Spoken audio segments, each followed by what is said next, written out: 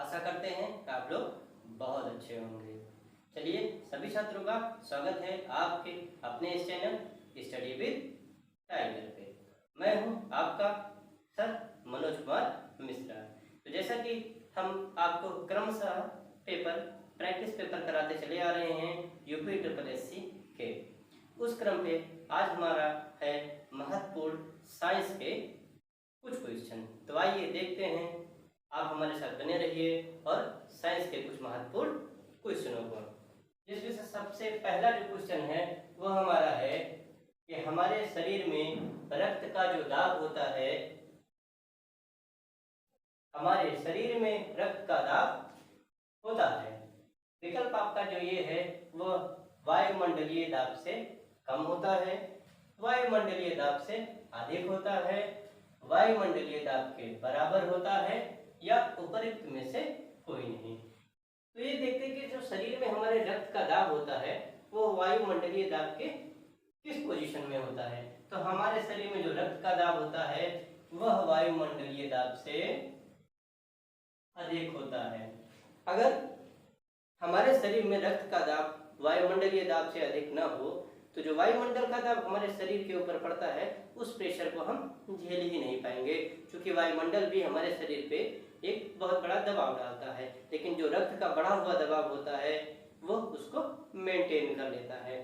चलिए आइए देखते हैं दूसरा क्वेश्चन। जीव विज्ञान नाम किसने दिया? जीव विज्ञान नाम अर्थात बायोलॉजिकल नेम किसने दिया? विज्ञान को जीव विज्ञान नाम किसने दिया? आपका विकल्प है अरस्तु, दूसरा है लेमार्क, तीसरा है डार्विन और चौथा है लीनियस। तो सबसे पहले हम ये जान लेते हैं कि जो जीव विज्ञान नाम दिया था वो दिया था जीन बैप्टिस्ट डी लेमार्क ने। ठीक, अब आइए क्रमशः देख लेते हैं और विकल्पों को। अरस्तु जो थे वो क्या थे? द फादर ऑफ बायोलॉजी, मतलब जीव विज्ञान के पिता थे। क्या थे? पिता थे। ठीक, दूसरा है डार्विन। डार्विन ने सिद्धांत दिया था, ये विकासवाद के सिद्धांत में इन्होंने दिया था ओवर प्रोडक्शन का दिया था, संतान उत्पत्ति वाला सिद्धांत दिया था, प्रचुर संतान उत्पत्ति का।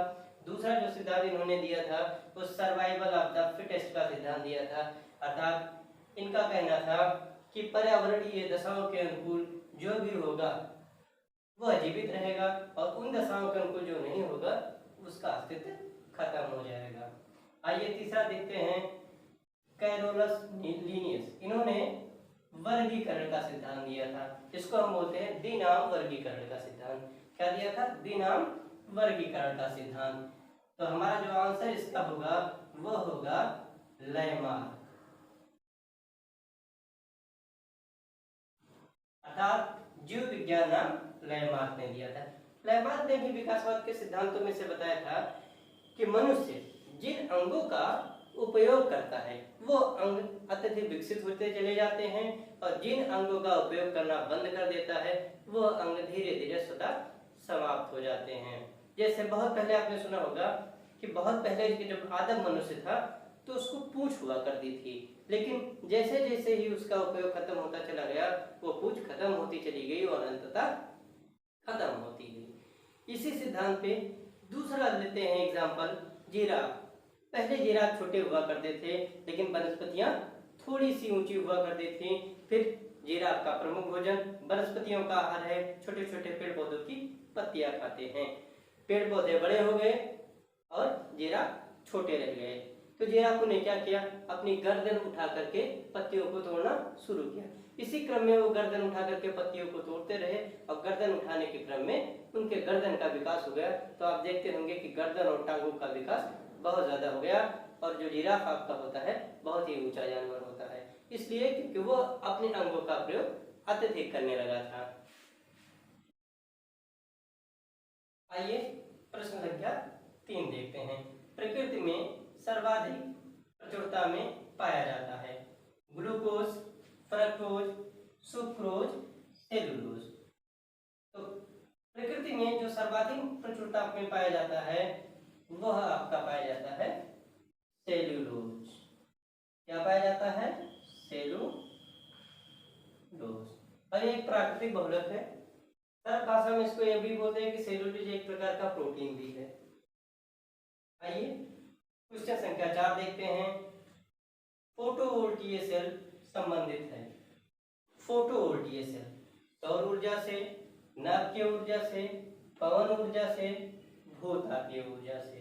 तो हम जब देखते हैं कि फोटोवोल्टीय सेल की बात की गई है, अर्थात कौन सा सेल जो सूर्य की ऊर्जा को विद्युत ऊर्जा में परिवर्तित करता हो, तो वो आपका होगा सौर ऊर्जा से। किससे संबंधित है?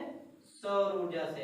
अर्थात ये जो आपका सेल है फोटोवोल्टीय सेल, वो सौर ऊर्जा से संबंधित है और इसका काम है कि सूर्य से ली गई ऊर्जा से ये विद्युत ऊर्जा में परिवर्तित कर देता है।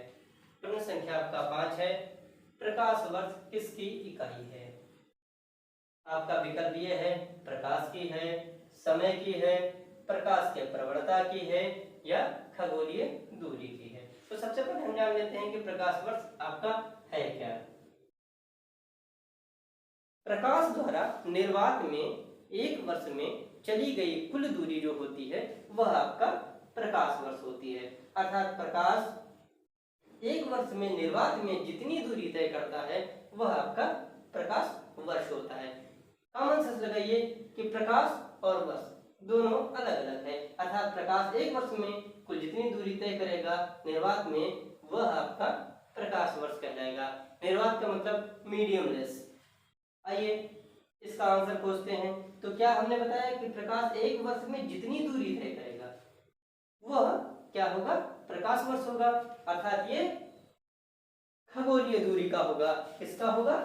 खगोलीय दूरी का। ये आपका जो होगा वो खगोलीय दूरी का मापन होगा। अर्थात जो आपका प्रकाश वर्ष होगा वो खगोलीय दूरी इससे नापेंगे।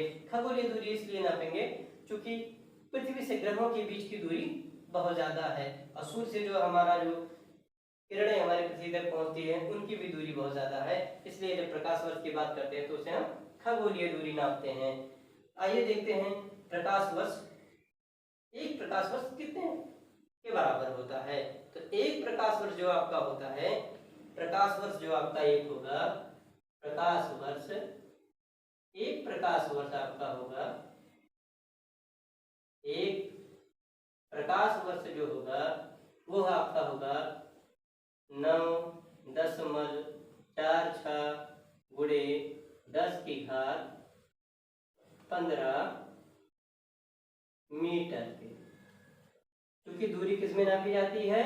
मीटर में, किलोमीटर में, लेकिन यहाँ हम मीटर में नापते हैं। तो एक प्रकाश वर्ष बराबर 9.46 गुणे 10 की घात 15 मीटर।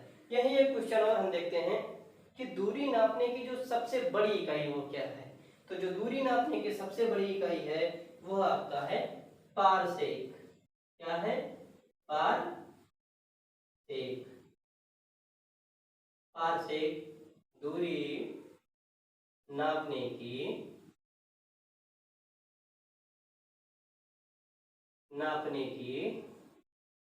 सबसे बड़ी इकाई है।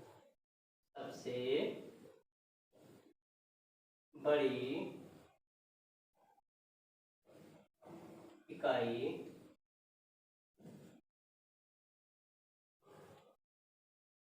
है। अर्थात पारसेक दूरी नापने की सबसे बड़ी इकाई है। तो एक पारसेक बराबर होता है, एक पारसेक जो आपका होता है वो होता है 3.26 प्रकाश वर्ष।